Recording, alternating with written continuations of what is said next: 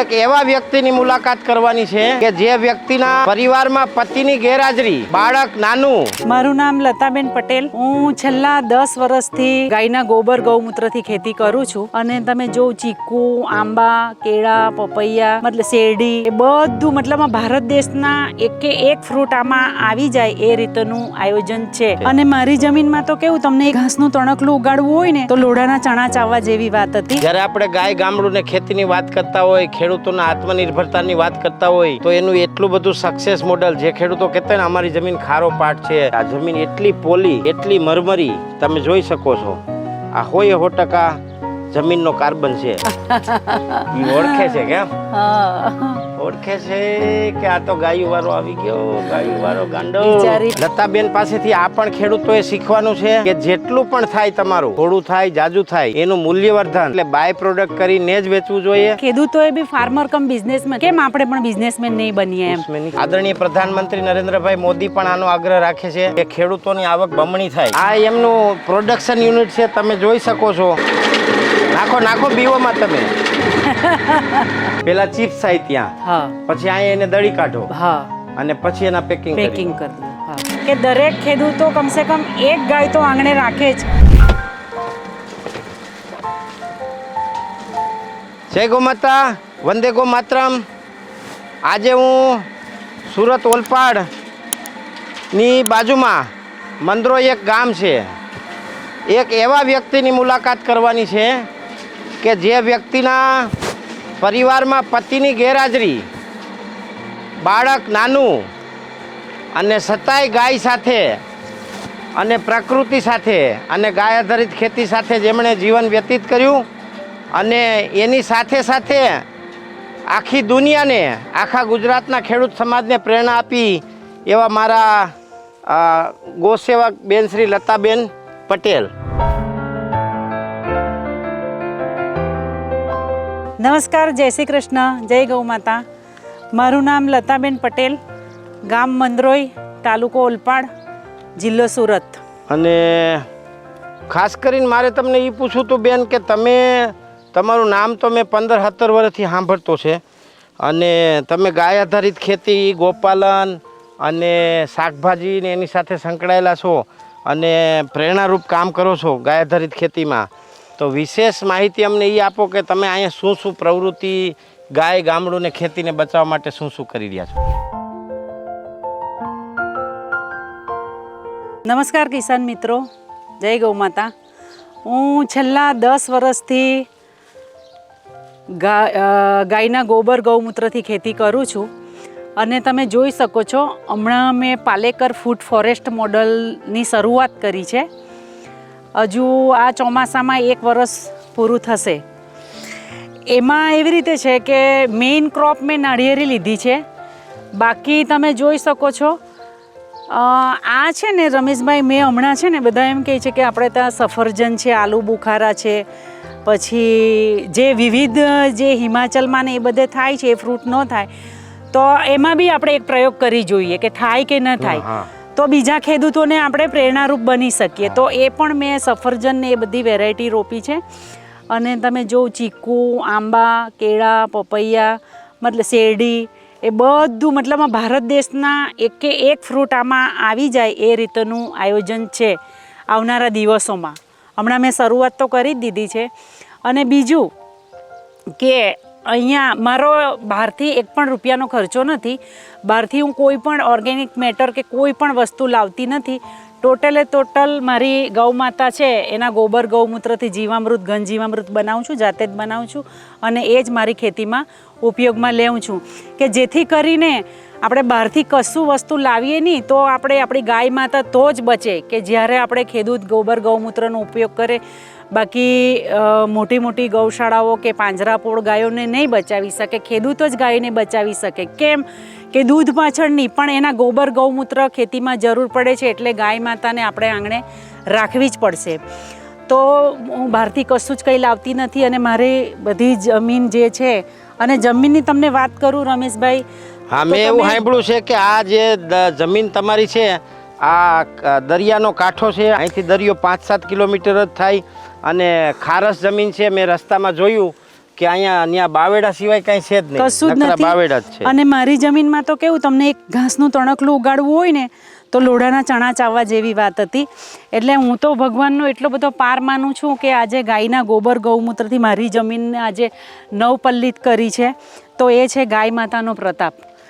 મતલબ અહીંયા ખારસ જમીનમાં અહીંયા તમે આ નહોતું આવ્યું ત્યાં આની પહેલા હું પાક લેતા હતા? પહેલાં રમેશભાઈ, પહેલાં તો મારે છે ને મને એટલી ઈચ્છા હતી કે મારી જમીનમાં ઘાસ ઉગે ને તો બી મારા માટે બસ છે.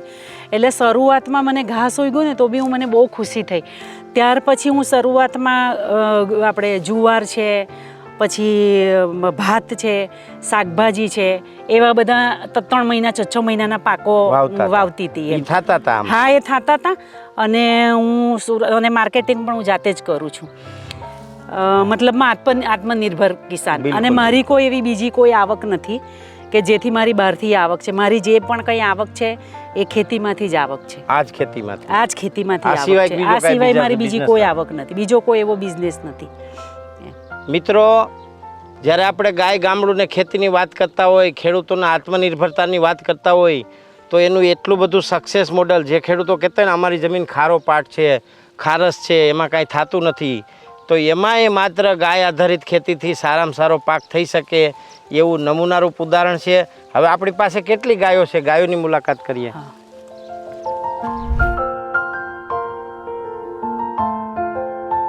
આપણી પાસે કેટલી ગાયો છે અત્યારે? મારી પાસે હમણાં 40 થી 45 ગાયો છે. જો આ જે મિત્રો આ ખારસ જમીનની અંદર અહીંયા અમે કાંઈ કર્યું નથી, અચાનકથી મળી ગયું છે. આ છે ને આ ગાયનો પ્રતાપ છે. આ જમીન એટલી પોલી, એટલી મરમરી, તમે જોઈ શકો છો. આ 100% જમીનનો કાર્બન છે. આ છે ને ગમે એટલી મહેનત કરો ને તો આટલી મરમરી જમીન ન થાય. આમ જો આખું ઠેઠ સુધી જોઈ શકો તમે. એટલે આ છે ને આ માત્ર ને માત્ર ગાયના ગોબર ગૌમૂત્રથી આ જમીન આટલી જીવંત થઈ છે. નહીંતર આ જમીનમાં જેમ બેન કહે છે કે એક તણખુંય ન ઉગે, એમ તમે જોઈ શકો છો. અહીંથી તમને કિલોમીટર સુધી બાવેડા સિવાય કાંઈ ન દેખાય. અહીંયા એક જ વસ્તુ ઘાયઘા થાય, પરદેશી બાવળ વાયવા વગર ઉગી જાય. મારી વાત સાંભળે છે જો. ઈ ઓળખે છે કેમ? ઓળખે છે કે આ તો ગાયું વાળો આવી ગયો, ગાયું વાળો ગાંડો. બિચારી પાસે પતરું બી નહીં હતું એક 5 વર્ષ પહેલા.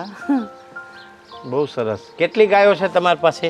45 થી 50 છે. નાના મોટા 50 છે. અને આ બધાના દૂધનું શું કરો તમે? દૂધનું સુરત આપી દો. બહુ સરસ. સુરત. કેટલા રૂપિયામાં દૂધ જાય? 100 રૂપિયા લીટર. રો આપો કે ગરમ કરીને આપો? ના, રોજ આપી. કેમ કે તરત ધોઈને તરત જ સીધું જ. અને ઈ કામ બધું કોણ સંભાળે છે? ને માણસો છે. બહુ સરસ. હમણાં મારે પાસે હળદર હતી, પછી ઇન્ટરક્રોપમાં એને તુવેર હતી, મકાઈ હતી, ગલગોટા હતા. એ ગલગોટા અમે નવરાત્રિ દિવાળીના સિઝનમાં વેચ્યા ગલગોટા. અને ત્યારબાદ જે હળદર કાઢી મેં, અને મકાઈ હતી એ ગાયો માટે ખાવા માટે થઈ ગઈ. અને હળદર હતી તો એ પ્રોસેસિંગ હું જાતે જ કરું છું. એમાં ચિપ્સ બનાવી અને પાવડર બનાવીને પછી વેચું છું. સ્ટીમથી નથી બાફતા? ના, સ્ટીમથી નથી બાફતી. ચિપ્સ વાળી હળદરની ગુણવત્તા વધી જાય. હા. બહુ સરસ. અને જે તુવેર હતી એમાં લીલી તુવેર મેં વેચી અને તુવેરની દાળ બનાવીને વેચી. એટલે મોટે ભાગે તો હું વસ્તુનું મૂલ્યવર્ધન કરીને જ વેચું છું. મિત્રો, લતાબેન પાસેથી આ પણ ખેડૂતોએ શીખવાનું છે કે જેટલું પણ થાય તમારું, થોડું થાય જાજુ થાય, એનું મૂલ્યવર્ધન એટલે બાય પ્રોડક્ટ કરીને જ વેચવું જોઈએ. કારણ કે આપણી હળદર રો આપણે વેચીએ તો 100 રૂપિયા આવે, 125 રૂપિયા આવે. અને એની જ વસ્તુ ફેક્ટરીમાંથી પાસ થાય, સ્ટીકર લાગી જાય ને લોગો લાગી જાય, અથવા તો ઘણા કલરે ભેળવે છે, એવી ભેળસેળવાળી 300ની વેચાય. તો આવી શુદ્ધ, સરસ અને એકદમ ચોખ્ખી 300ની કેમ ન વેચાય? જો આપણે આ ન કરીએ તો મને લાગે છે કે આપણને ભગવાન નહીં બચાવી શકે. નહીં બચાવી શકે, સાચી વાત છે. એટલે ખેડૂતોએ બી ફાર્મર કમ બિઝનેસમેન, કેમ આપણે પણ બિઝનેસમેન નહીં બનીએ એમ. આને કેટલા દિવસ સુકવશો આવી રીતે? 6 થી 7 દિવસમાં સુકાઈ જાય છે. અને પછી આને કેવી રીતે પાવડર કરશો? મારી પાસે પલ્વરાઇઝર છે, ડાયરેક્ટ એમાં ડાયરેક્ટ પાવડર બનાવી દઉં છું. અને પછી કિલોના અડધો કિલોના પેકિંગ કરીને હા, જે કસ્ટમરોને જોઈએ આપી દે. હા, સ્ટીકર લગાવી. બહુ સરસ મિત્રો. આદરણીય પ્રધાનમંત્રી નરેન્દ્રભાઈ મોદી પણ આનો આગ્રહ રાખે છે કે ખેડૂતોની આવક બમણી થાય, તો એનો પણ આ એક ભાગ છે. ખેડૂતોની આવક બમણી કાંઈ જાદુ મંતરથી નહીં થાય. એના માટે આપણે કરવું પડશે, પ્રોસેસિંગ કરવું પડશે, એના માટે તૈયારી રાખવી પડશે. ભલે આવું નાનું તો નાનું, પણ કરવું પડશે.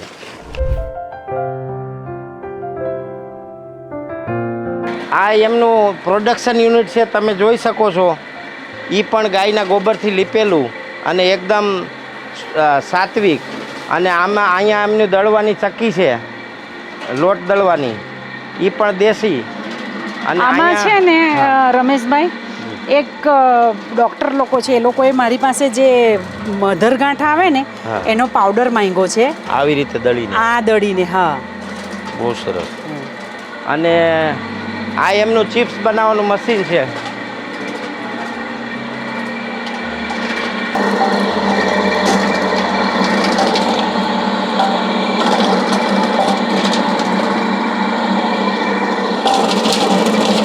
આમ ફટાફટ નાખવા માંડો, નકર તો કઈ ખૂટ્યા.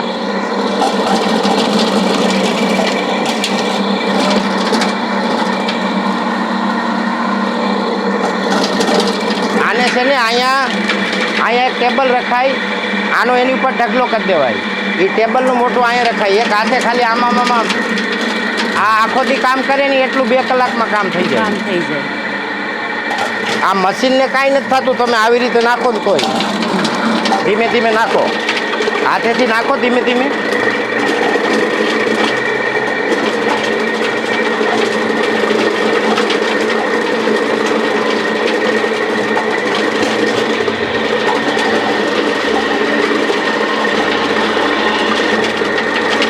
નાખો નાખો બીઓમાં તમે.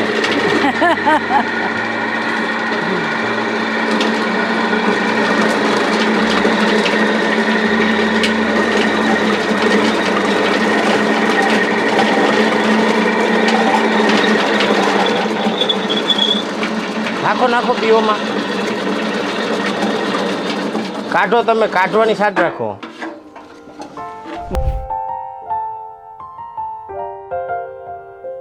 આ હળદરની ચિપ્સ દળવાનું મશીન.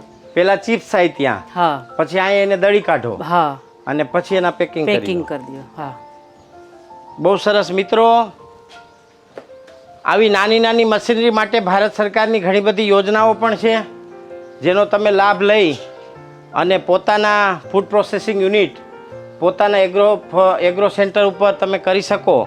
અને એનો વધારેમાં વધારે તમે આપણે લાભ લેવો જોઈએ, જેનાથી આપણા ગામડાનું, ગાયનું અને ખેડૂતોનું અર્થતંત્ર મજબૂત થાય અને વધારેમાં વધારે લોકોને શુદ્ધ પ્રોડક્ટ મળે અને ગામડામાં રોજગારી વધે. તો એના માટે આ પલ્વરાઇઝરમાં આપણે જે બધી દાળો હોય કે પછી આપણા અનાજ હોય એનો લોટ પણ થઈ જાય, અને એક બાજુ આપણા જેટલા બધી મસાલા છે, ધારો કે મરચું પાવડર કરવું છે, હળદર પાવડર કરવું છે, એ બધું થઈ જાય છે. એટલે ઓલ ઇન વન છે.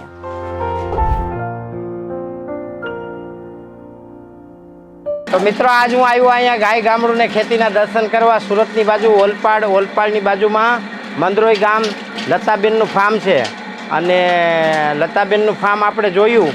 હવે લતાબેન, તમે કાંઈ સમાજને, બહેનોને કોઈ સંદેશ દેવા ઈચ્છતા હોય? નમસ્કાર. હું અમારી જે મહિલાઓ છે, જે ખેતી કરે છે, ગૌપાલન કરે છે, અને આપણા ખેડૂતો, એમને એક જ સંદેશો આપવા માગું છું કે ગાય ગામડું અને ખેતી, જે રમેશભાઈ કહે છે, ખરેખર આપણે એના તરફ જવું જ પડશે. અને હું તો એક જ સંદેશો આપવા માગું છે કે દરેક ખેડૂતો કમસે કમ એક ગાય તો આંગણે રાખે જ, કે જેથી કરીને આપણી ખેતી સમૃદ્ધ થઈ શકે, આપણે આત્મનિર્ભર બની શકીએ. કે જેવી રીતે મારી પરિસ્થિતિ રમેશભાઈને ખબર હતી, અને આજે ગાય માતાની કૃપાથી, ધરતી માતાની કૃપાથી આજે હું આત્મનિર્ભર કિસાન છું. તો દરેક બહેનોને અને કિસાન ભાઈઓને હું આ જ સંદેશ આપવા માગું છું કે જેથી કરીને આપણે ગાય બચાવવામાં, ધરતીમાં બચાવવામાં, પ્રકૃતિ બચાવવામાં પુણ્યશાળી બનીએ. અને રમેશભાઈનો ખૂબ ખૂબ આભાર કે આજે દેશના દરેક વ્યક્તિ રમેશભાઈને મળવા માટે, એમના ફાર્મ સુધી જવા માટે એપોઇન્ટમેન્ટ લેવી પડે છે, એમને કેટલા ફોન કરવા પડે છે. અને હું એટલી ધન્યતા અનુભવું છું કે આજે રમેશભાઈ મારા આંગણે પધાર્યા છે. તો ઈશ્વરનો બી ખૂબ ખૂબ આભાર કે ઈશ્વરે મને એમની જોડે મુલાકાત કરાવી આપી. રમેશભાઈ, તમારો ખૂબ ખૂબ આભાર. રખડતા માણસ છીએ, ગમે ત્યાં જાવું, લોકોને મોટિવેટ કરવા, એ ભગવાને મને વધારાનું કામ આપ્યું છે. અને જો તમને એવું લાગતું હોય કે આ કામમાં તમે સહયોગી થઈ શકો, તો આ બેન પાસેથી તમે 500 ગ્રામ હળદર ખરીદશો ને, તો એ પણ તમે એક સેવાના સહભાગી છો. નીચે ડિસ્ક્રિપ્શનના એમના કસ્ટમર કેર નંબર દઈએ છીએ, એમાં તમે આ બેન પાસેથી પ્રોડક્ટ મંગાવી શકો. અને તમે મંગાવી ન શકો તો આ બેનનો તમે વિડીયો શેર કરી અને બીજા લોકોને પ્રેરણારૂપ થાય એવો માહોલ ઊભો કરો, એ પણ સેવા છે. માટે મિત્રો, જય ગો માતા, વંદે ગો માતરમ, ભારત માતા કી જય. જય ગૌ માતા.